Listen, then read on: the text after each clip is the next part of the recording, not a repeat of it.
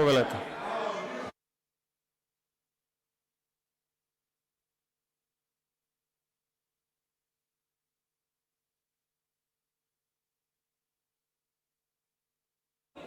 Почитувана една и единствена министерке на која што пензионерите штрекува. Ако баба лаже, трап не лаже. Изјава Јована Тренчевска на 4.10.2023. За 1,5 година пензиите порасна за речиси 3.000 денари. Успех невиден до сега.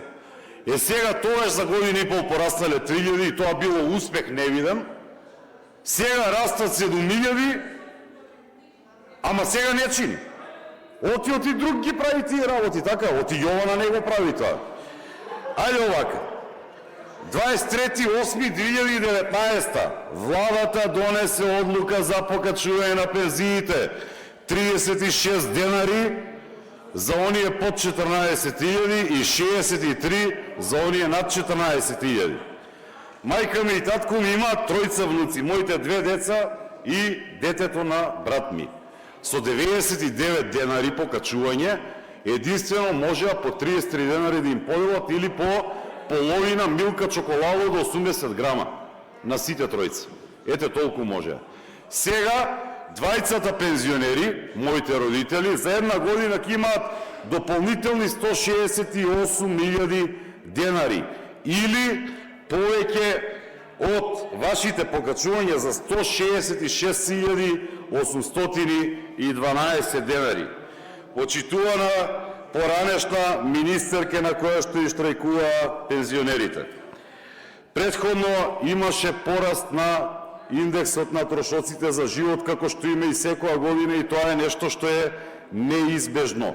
Меѓутоа, покачувањето од 0,8% за 2019, 1,2% 2020 и така натаму, воопшто не се одестуваше со покачувањето на трошоците за живот.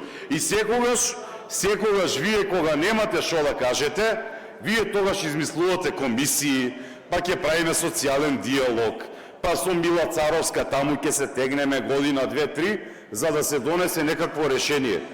Имате од една страна луѓе кои што добиваат соодветно за трудот покачување и имаме од друга страна луѓе кои што ви штрajкуваат. Најмалку што треба да направите е да ви биде срам за тоа што не сте успеале да го направиле. Сега немате право да говорите, освен да гласате позитивно за овој предлог закон, затоа што лековите и сите оние потреби на пензионерите се битни и за оние со ниски пензии, и за оние со високи пензии. И дополнително грижа за пензионери не се само пензиите, туку проширување на позитивна листа за лекови, не